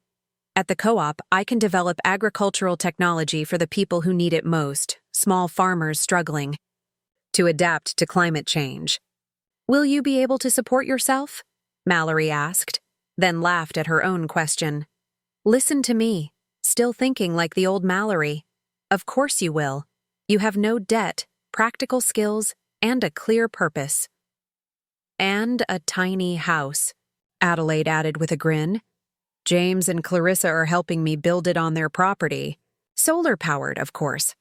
400 square feet of perfect efficiency." 400 square feet? Vivienne's eyes widened. "Your old bedroom was larger than that." "Exactly, and I never used most of that space. This will have everything I need, and nothing I don't." Later, as we walked through the MIT campus, Adelaide linked her arm through mine. "You know, Gran, I never properly thanked you." "For what, sweetheart?" "For saving us from ourselves, for buying that mortgage, and forcing us to face reality. I didn't save you. I just gave you the opportunity to save yourselves." She shook her head. "It was more than that. You showed us what real wealth looks like. Not through preaching, but through living it. Your apartment was small but filled, with books and art that actually meant something to you. Your clothes were practical but well-made. You drove that old Honda because it worked perfectly well, not because you couldn't afford better." "Mindful sufficiency," I said. "That's what my mother called it. I wish I'd known her. She would have loved you, especially the you've become." That evening, we gathered at Preston and Mallory's home, not the Craftsman House, which they'd outgrown as their community work expanded, but a repurposed church they'd converted into a community center with living quarters upstairs. The main floor hosted financial literacy workshops, cooking classes, and neighborhood gatherings. The basement contained a maker space where Adelaide had built her first serious robotics projects. The garden, once the church cemetery, now produced fresh vegetables for local food banks. To Adelaide, Preston toasted at dinner, the first MIT graduate in the Blackwood family history. "And the first entrepreneur focused on something other than making money," Mallory added. Adelaide raised her glass. "To the mortgage that changed everything." We all laughed, but the truth in her words hung in the air. That financial document, a simple transaction between a bank and a determined grandmother, had indeed changed everything. It had stripped away pretense, forced accountability, and ultimately revealed the authentic family buried beneath layers of societal expectations and debt. The fall following Adelaide's graduation brought another milestone. Mallory's book, From Bankrupt to Beautiful, Our Family's Journey from Financial Disaster to Authentic Prosperity, hit the New York Times bestseller list. The memoir, unflinching in its honesty about their former lifestyle and subsequent transformation, resonated with readers across the economic spectrum. "It's not really about money," Mallory explained during one television interview. "It's about values. We were taught that worth came from possessions and appearances. We had to unlearn that before we could build something real." The book's success led to speaking engagements across the country. Mallory and Preston traveled together, sharing their story with audiences struggling with their own financial demons. They never claimed to be experts, just survivors with hard-earned wisdom to share. "The moment that changed everything," Mallory would tell audiences, "was when my mother bought our mortgage without telling us. She could have just watched us fail. She could have bailed us out without conditions. Instead, she chose the harder path, loving us enough to let us face consequences while providing a safety net with strings attached." The media dubbed their approach compassionate accountability, a term that soon entered the financial self-help lexicon. Their foundation grew, offering struggling families both practical assistance and the tools to rebuild their lives on sounder footing. Meanwhile, Adelaide's agricultural robot prototype evolved into a viable product. Working with engineers and farmers at the Vermont Cooperative, she refined the design for maximum sustainability and repairability. Unlike commercial agricultural technology, her robots were open source, designed to be maintained by the farmers themselves with readily available parts. "Technology should liberate people, not enslave them to corporations," she explained during a crowdfunding campaign that exceeded its goal tenfold. "Our robots help small farmers compete with industrial agriculture while using fewer resources and maintaining the health of their soil." Clarissa documented the entire process for her sustainable living blog, now followed by millions seeking alternatives to consumer culture. Her posts about right-sized living and mindful sufficiency drew readers from around the world, many disillusioned with the empty promises of wealth and status. Even Bertram eventually came around. After his retirement from the banking industry, he visited the Vermont Cooperative, ostensibly to see Vivienne but clearly curious about the alternative lifestyle his son and granddaughter had embraced. "I don't understand it," he confessed to me during that visit, watching Adelaide demonstrate her robots to a group of local farmers. She could be a tech executive, living in luxury. Instead, she's here, covered in dirt, working with people who can barely afford her technology. "And have you ever seen her happier?" I asked. He sighed. "No, never. That's what confuses me most. She has nothing, yet she has everything. She has purpose, community, and integrity. Those are worth more than any luxury." "Perhaps," he admitted. "Vivienne certainly seems transformed by this simplicity." Indeed, his former wife had blossomed in her new life. The bitter, status-obsessed woman who once criticized my modest lifestyle had become a community garden coordinator. Her designer wardrobe replaced by practical clothes suited to outdoor work. At 77, she had more energy and joy than she'd displayed in decades of privileged existence. "I wasted so many years," she told me one afternoon as we planted fall bulbs, "chasing approval, maintaining appearances, measuring worth by possessions. If only I'd had someone like you to show me another way." "It's never too late to change," I reminded her. "Look at you now." That winter marked another turning point. Preston received a diagnosis that shocked us all: early-onset Parkinson's disease. The tremors in his left hand, which we'd all attributed to his intensive woodworking, were actually the first signs of a progressive illness. The family gathered immediately. Adelaide flew back from Vermont. Clarissa and James drove down with their infant daughter.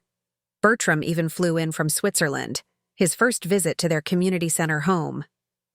"I'm not dying," Preston assured everyone during a family dinner.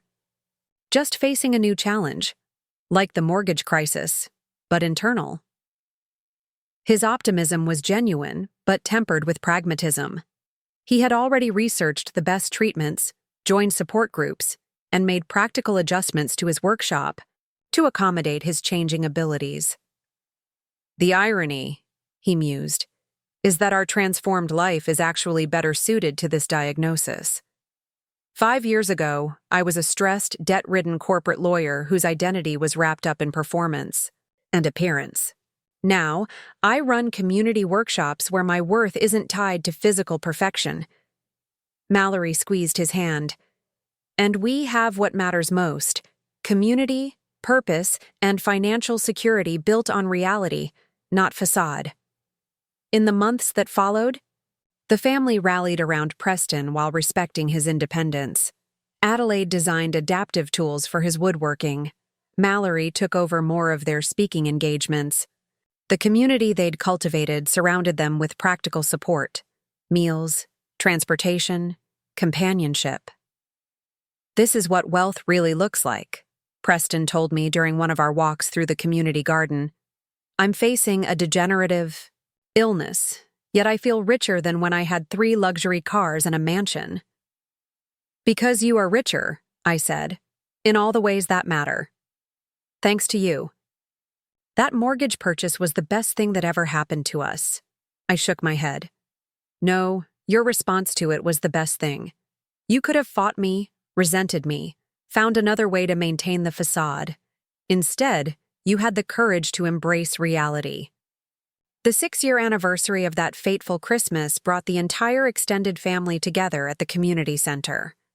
Clarissa and James with their toddler daughter, who already knew the names of every vegetable in the garden. Adelaide with her partner Elena, an environmental scientist she'd met at a sustainable farming conference. Vivienne, now a fixture in the community, teaching older residents to grow their own food. Even Bertram, still ambivalent about their lifestyle but increasingly drawn to their authentic connections. The gathering was simple but joyful. Homegrown food prepared together. Handmade gifts exchanged with genuine appreciation. Music from a second-hand piano restored by Preston. No pretense, no performance, no debt-fueled excess, just family and community celebrating together. After dinner, Adelaide called for everyone's attention. 6 years ago, we were a family in crisis, she began. Drowning in debt, living a lie, treating the person who loved us most as if she were an inconvenience. I tried to protest, but she continued. "Gran, we put you on a couch when you had given us everything. We treated you as less than because you lived authentically instead of pretending to be something you weren't. That Christmas was our lowest point, but also the beginning of our salvation." She turned to Elena, who handed her a small wooden box crafted by Preston. "So it seems fitting to mark this anniversary with a new beginning." Opening the box, she revealed a simple ring fashioned from a coin that had been hammered, cut, and polished. "This ring is made from a 1952 silver quarter, the year Gran was born. A coin that had currency then and still has value now, just transformed into something new. Like us." She offered it to Elena, who beamed through tears. "Will you marry me? Not just to share our lives, but to continue building the legacy that Gran started, one of authentic living, mindful sufficiency, and unshakable values?" As Elena accepted, the room erupted in celebration. I found myself surrounded by the family I had once feared was lost to materialism and pretense, now grounded, purposeful, and genuinely happy. Later, as the celebration continued, Mallory found me on the porch swing. "Quite a different Christmas from that one, isn't it?" she said, settling beside me. "Quite different," I agreed. "Do you ever regret taking such a drastic step? Buying the mortgage, forcing us to face reality?" "Not for a moment, though I did wonder, at times, if I had overstepped." She shook her head firmly. You didn't. We needed that wake-up call. All of us. I look at Adelaide now. Confident, purposeful, about to marry someone who shares her values. And I think about who she might have become without your intervention. Another Mallory, trapped in the cycle of appearance and debt. You freed yourself from that cycle, I reminded her. I just provided the opportunity. You provided the mirror we needed to see ourselves clearly. That's the greatest gift anyone has ever given us. Inside, Preston had started playing the piano, his right hand compensating for the weakness in his left. Adelaide and Elena joined in, followed by Clarissa's clear soprano. Even Bertram, who once considered such informal gatherings beneath his dignity, sang along. You know, Mallory mused, if someone had told me 6 years ago that we'd be living in a converted church, running a community center, growing our own food and finding joy in simplicity, I would have been horrified. And now? Now I can't imagine any other life. We're not just happier, we're more ourselves than we've ever been. As we rejoined the gathering, I reflected on the journey that had brought us here. That Christmas night when I'd slept on their couch, seething with resentment and planning my financial countermove, I could never have predicted the full transformation my mortgage purchase would catalyze. I had expected accountability. I had hoped for respect. But what blossomed instead was something far more profound, a complete reevaluation of worth, value, and wealth that rippled through 3 generations. Adelaide and Elena's marriage, the following spring, embodied the transformation completely. Held in the community garden, decorated with flowers grown by Vivienne, the ceremony featured handmade dresses, locally sourced food, and music performed by friends. No lavish expense, no performance for social media. Just authentic celebration of genuine love. Something old, Adelaide said during the ceremony, touching the pearls at her neck, still her most treasured possession. Not just the pearls, but the values they represent. The wisdom passed down from Gran, who taught us that real wealth lies in knowing what's enough. Something new, Elena responded, gesturing to the agricultural robot stationed around the garden. Not just technology, but technology with purpose. Innovation that serves community rather than just profit. Something borrowed, Adelaide continued, indicating her ring. The silver from a coin minted in Gran's birth year, transformed into a symbol of continuity and change. Something blue, Elena concluded, pointing to the sky. The world around us, which we commit to preserving through mindful living and sustainable choices. As they exchanged vows, I stood with Preston and Mallory, watching the future unfold before us, a future built on the ruins of financial disaster, transformed through courage, accountability, and love. The couch that once symbolized my marginalization had long since been donated. The mortgage papers that changed everything were preserved in a simple frame in their home office. The massive house in Wyndham Hills now belonged to a family embarking on their own journey toward authenticity, guided by Mallory's occasional coaching. But the real legacy wasn't in objects or documents. It was in the values now firmly embedded in our family. Authenticity over appearance, sufficiency over excess, community over status, purpose over profit. I think often of that Christmas Eve, when I placed that phone call to my financial advisor, setting in motion a chain of events that would transform not just the Blackwood family, but an expanding circle of lives touched by their example. What began as a necessary lesson in consequences had become a multi-generational journey toward genuine wealth. As Adelaide once put it during a community workshop, my grandmother taught us that true prosperity isn't measured by the size of your house, but by the strength of your values. Not by what you own, but by what owns you. Not by what you accumulate, but by what you contribute. Words that might have seemed trite 6 years earlier now formed the foundation of our family's shared philosophy, a philosophy proven not just in prosperity but in adversity, through Preston's diagnosis, through financial challenges, through the inevitable difficulties that life presents. The mortgage? It was paid off in full, ahead of schedule. The final payment came with a note from Preston and Mallory. The debt is cleared, but the gratitude remains. Thank you for the couch that changed everything. And in the end, that's what it was.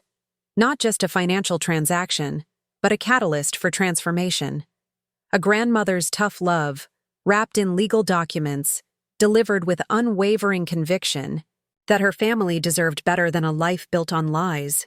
They had found that better life, not in wealth as the world defines it, but in authentic connections, purposeful work, and unshakable values that could weather any storm.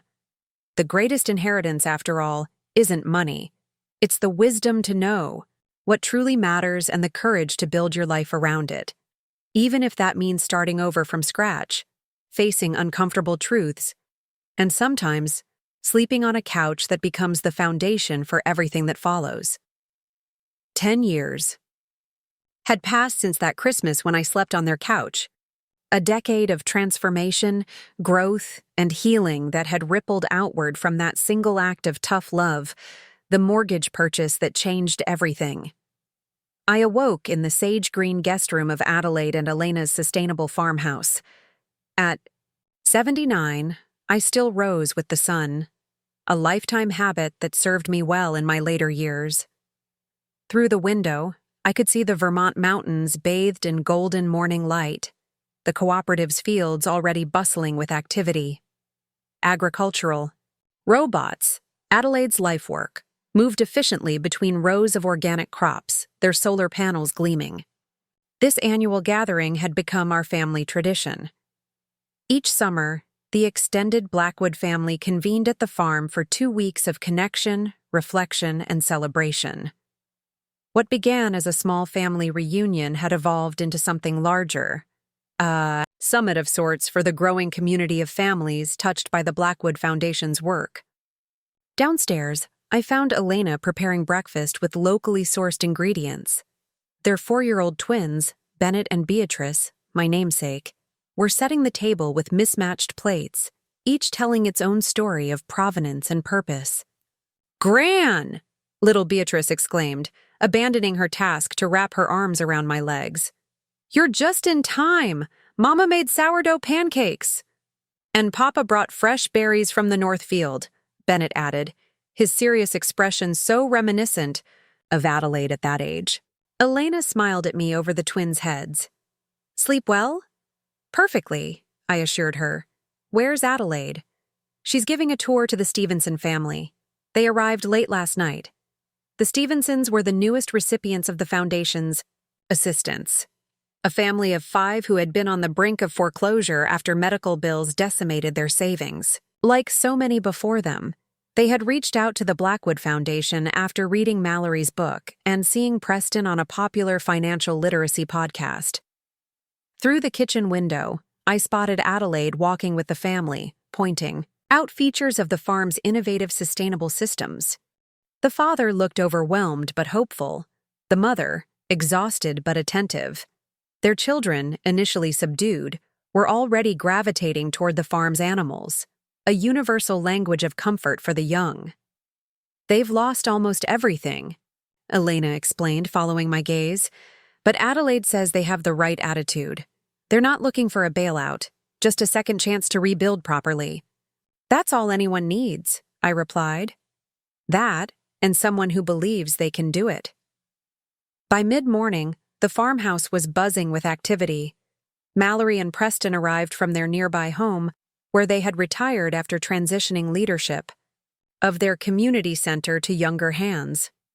Preston's Parkinson's had progressed over the years, but adaptive technology, much of it designed by Adelaide, allowed him to maintain his independence and continue his woodworking passion. The Stevensons, "Remind me of us," Mallory said as we sat on the porch, watching Preston teach the Stevenson children how to whittle, so resistant to accepting help, yet so desperately in need of it. "Pride is a powerful thing," I observed. "So is shame. Both almost destroyed us." She squeezed my hand. If you hadn't forced us to confront reality, I smiled. After a decade, Mallory still found new ways to express her gratitude. Clarissa and James arrived next, their cooperative's van filled with produce for the week's meals. Their daughter, Flora, now 11 and already a passionate environmental activist, raced immediately to the barn to check on her favorite horses. Behind them came Vivienne, now approaching 80 but remarkably vital, her gardening expertise having earned her respect throughout the region's farming community. By noon, the last arrivals completed our circle. Bertram, who had finally sold his Swiss property and moved permanently to a small cottage near Vivienne's. Their relationship had evolved into a comfortable companionship, nothing like their status-driven marriage. He had found unexpected fulfillment in teaching financial literacy to schoolchildren, his banking expertise repurposed to serve rather than profit. As we gathered for lunch at long tables set up beneath the apple orchard, I marveled at the extended family before me. Not just biological relatives, but the ever-expanding circle of lives touched by the Blackwood Foundation. Former clients, who had become friends, neighbors from the cooperative, even a few journalists documenting the Blackwood model for sustainable community building. Adelaide called for everyone's attention, raising her glass of homemade cider. 10 years ago, my grandmother slept on our couch, she began, the familiar story now a kind of origin myth for our gathered community.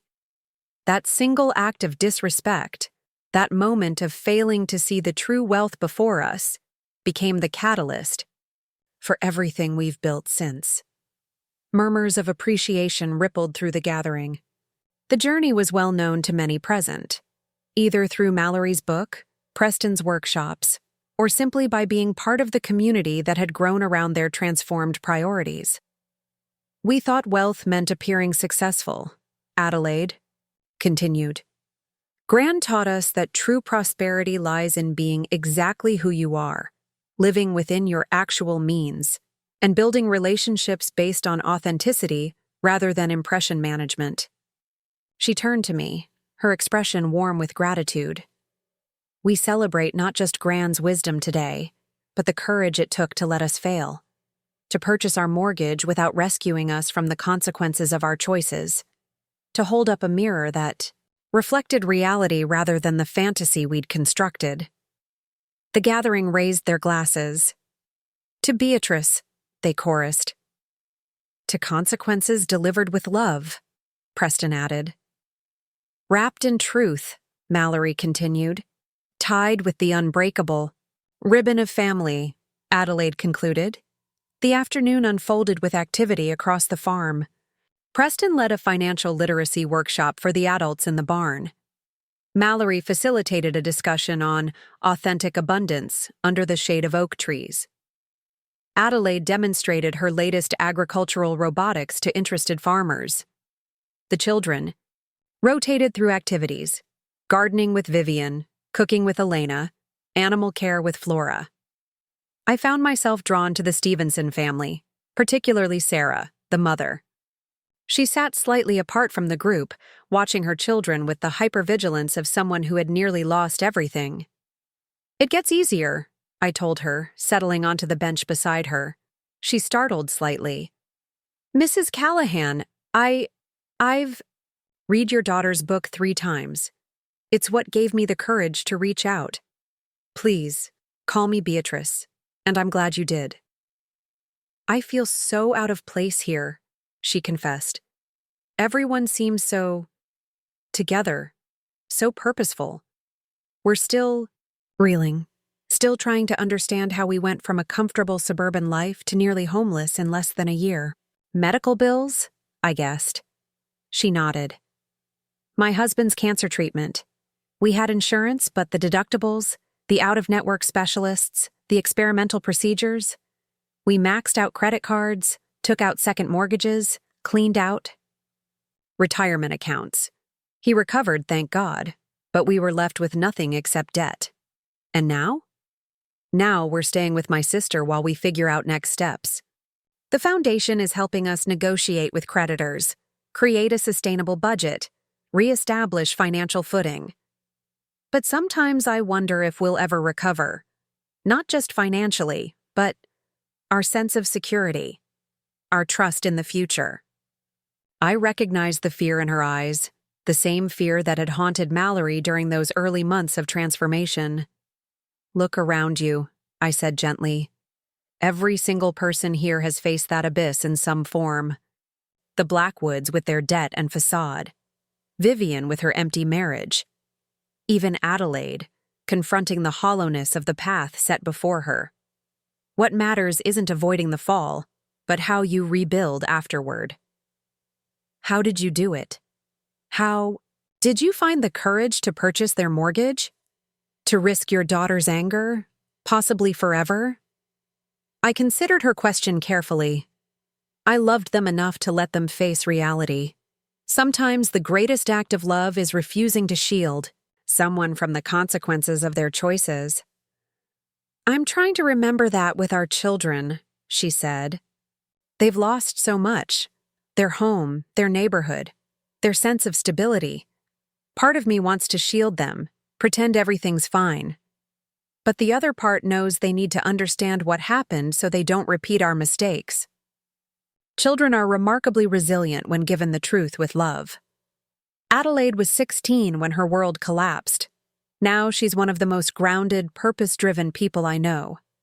Not despite the collapse, but because of it. Because she learned early that true security comes from within, not from possessions or appearances. Sarah watched her children laughing with Preston, their earlier reticence melting away under his gentle guidance. I hope we can give them that kind of foundation. Not wealth, but values. Not things, but purpose. "You already are," I assured her, "by being honest about your situation, by showing them that worth isn't tied to possessions, by modeling resilience in the face of adversity." That evening, as fireflies illuminated the farmyard, the gathering transitioned from educational to celebratory. Tables were pushed aside for dancing. Local musicians, friends from the cooperative, played folk music on well-loved instruments. Homemade food and drink flowed freely, each dish representing someone's handiwork and care. "Remember when we thought celebrations required caterers and crystal?" Mallory mused, settling beside me to rest her feet after dancing. "And designer outfits worn once and forgotten," I added, "and guest lists based on networking potential rather than genuine connection." We watched as Adelaide and Elena twirled, their twins across the makeshift dance floor, their laughter rising above the music. Preston, despite his physical limitations, taught traditional dances to younger guests, his patience and humor intact despite his illness. Vivienne and Bertram sat together, not touching but companionably sharing space in a way they never had during their marriage. "I keep thinking about that Christmas," Mallory said quietly. "How close we came to losing everything that matters. Not just the house or our credit, but our authenticity. Our capacity for joy, our connection to reality." "It was a near miss," I agreed. "No, it was a direct hit," she corrected. "We did lose everything superficial, and thank God for that. It made room for what's real." In the decade since their financial reckoning, the Blackwood family's transformation had rippled outward in expanding circles of influence. Mallory's book had sold over 1 million copies, becoming a touchstone for families trapped in the appearance debt cycle. Preston's financial literacy curriculum had been adopted by school districts nationwide. Adelaide's agricultural technology was revolutionizing small-scale farming across 3 continents. But the most profound impact was less quantifiable: the cultural shift they had helped catalyze around the meaning of wealth, success, and prosperity. Their story, raw and real, had given permission to countless others to step off the hedonic treadmill and redefine prosperity on their own terms. The next morning, I joined Adelaide for her dawn inspection of the fields. The farm hummed with the quiet efficiency of her robots, each programmed to care for the land with minimal disruption to natural systems. Sometimes I can't believe this is my life, she admitted as we watched the sunrise paint the mountains gold. If you had told 16-year-old me that I'd find fulfillment growing food and building robots in Vermont, you'd have been horrified. I finished with a smile. Completely. My biggest concerns were getting into the right college to meet the right people, to secure the right job, to afford the right lifestyle, to impress people I didn't even like. She shook her head at the memory. What a hamster wheel.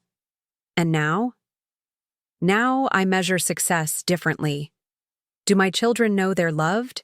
Does my work serve something beyond profit? Am I living in accordance with my values? Those are the questions that matter. She plucked a perfectly ripe strawberry and offered it to me. This farm, the cooperative, Elena, the twins, none of it would have happened if you hadn't had the courage to hold us accountable. You give me too much credit. Not nearly enough, she insisted. Buying our mortgage was the ultimate act of love. Not bailing us out, not looking the other way, but creating a structure that forced us to face reality while ensuring we wouldn't be destroyed by it. We walked in companionable silence through rows of thriving crops. The morning dew caught the rising sunlight, transforming each plant into a constellation of diamonds. The foundation is helping 10 new families this year, Adelaide said after a while, including the Stevensons. They seem committed to changing course. They are. Like us, they need a second chance, not a bailout, but a structured path forward. We're helping them negotiate with creditors, establish realistic budgets, rebuild financial literacy. Most importantly, we're showing them they're not alone. That failure isn't the end of the story, but potentially the beginning of a better one. Compassionate accountability, I murmured, using the term Mallory had coined in her book. Exactly. It's the model you created for us, supporting without enabling, caring without cushioning, loving without rescuing. Later that day, the Foundation's annual strategy meeting convened in the farm's converted barn. Board members from across the country joined executives, staff, and client representatives to review progress and set priorities for the coming year. Preston, despite his advancing Parkinson's, chaired the meeting with characteristic wisdom and humor. His voice, softer now but no less compelling, commanded attention as he outlined the Foundation's expanding mission. 10 years ago, we thought we were creating a financial rescue operation, he explained. What we've actually built is a cultural change engine. Yes, we help families avoid foreclosure and bankruptcy, but the deeper work is in transforming their relationship with wealth, success, and well-being. Mallory picked up the thread. The families we work with don't just recover financially, they discover a new paradigm for prosperity. One built on sufficiency rather than excess, authenticity rather than appearance, contribution rather than accumulation. Reports from around the table confirmed their approach was working. Foundation graduates maintained financial stability at rates far exceeding traditional credit counseling programs.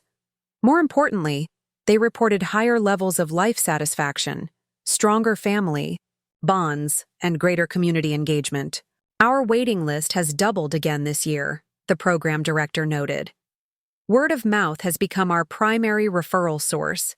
Families who complete our program refer others in crisis.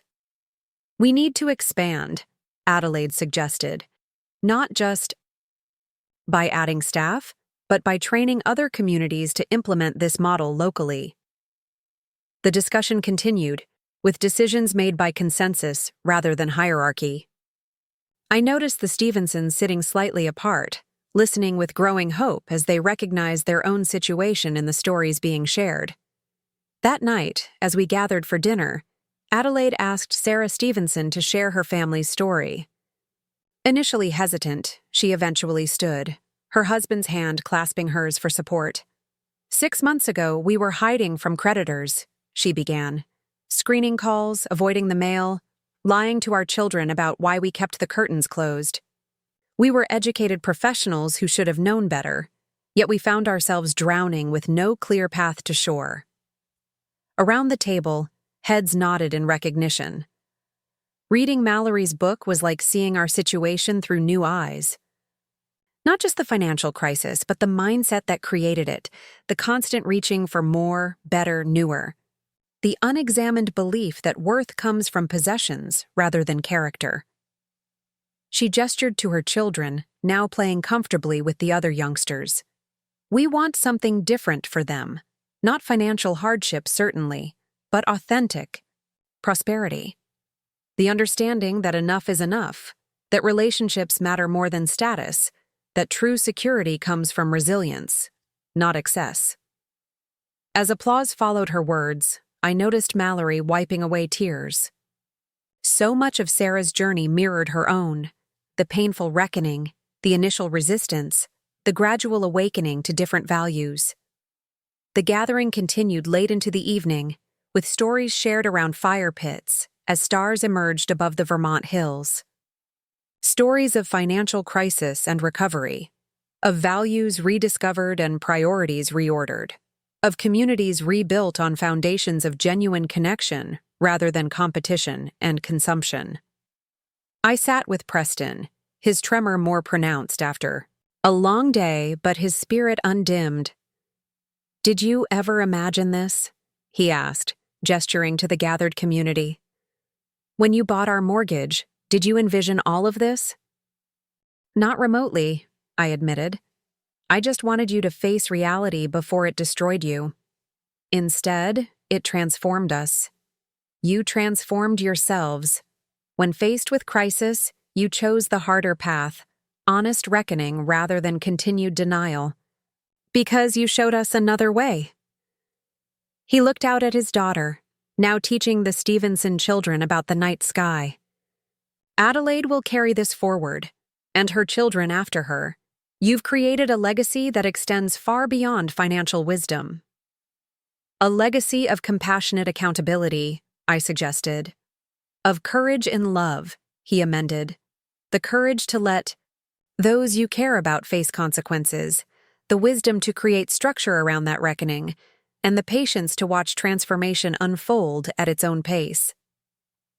The following morning, as I prepared to depart, returning to my own small home, now located in a cooperative housing community for seniors near the farm, Adelaide presented me with a gift. It was a small wooden box, crafted by Preston despite his trembling hands. Inside lay a key, attached to a handmade leather keychain, stamped with a simple phrase, "The door that changed everything." "We found it," Adelaide explained. "The key to our old house in Wyndham Hills, the one you bought the mortgage for. It was in a box of memorabilia from that time." I turned the key over in my palm, feeling its weight and history. "I'm surprised you kept it." "I'm glad we did. It reminds us where we came from. Not just the house, but the mindset. The prison we had built for ourselves. A beautiful prison of appearance and debt, but a prison nonetheless." She closed my fingers around the key. "We wanted you to have it. As a reminder of the door you helped us unlock. Not just the door to financial freedom, but to authentic living." As I drove away from the farm, that key nestled in my pocket, I reflected on the journey that began with a couch and a mortgage, a journey none of us could have predicted or designed. 10 years earlier, I had purchased that mortgage out of frustration and love, hoping to teach my family a lesson about respect and financial responsibility. What unfolded instead was a transformation so complete, it had altered not just individual lives but an expanding circle of families seeking a different definition of prosperity. The road from that lumpy couch to this flourishing community hadn't been straight or easy. There had been resistance, resentment, setbacks, and tears. Relationships had required rebuilding on more honest foundations. Old habits had resurged in moments of stress, requiring patient recommitment to new values. But through it all, the Blackwood family had maintained the core wisdom born from that crisis. True wealth isn't measured in possessions or appearances, but in authenticity, purpose, and genuine connection. Financial health matters, not as an end in itself, but as a foundation for living aligned with deeper values. As for me, the grandmother once relegated to a couch had found my own transformation through this journey. What began as an act of tough love had become a legacy of compassionate accountability that would outlive me by generations. A ripple effect touching lives I would never meet through the expanding work of the Blackwood Foundation. Sometimes the most important gift we can give those we love is the courage to let them face reality. Not rescuing them from consequences, but creating structure around those consequences. Not shielding them from truth, but ensuring that truth is delivered with love. And sometimes, the most unexpected catalysts, like being made to sleep on a couch while in-laws enjoy the guest room, can trigger transformations far beyond what anyone could imagine. In the end, that mortgage was just paper. What mattered was the mirror it held up, reflecting reality rather than the comfortable lies we tell ourselves. The courage to look into that mirror, to see clearly, and to change course accordingly. That's the true inheritance worth passing on. Up next, you've got 2 more standout stories right on your screen. If this one hit the mark, you won't want to pass these up. Just click and check them out.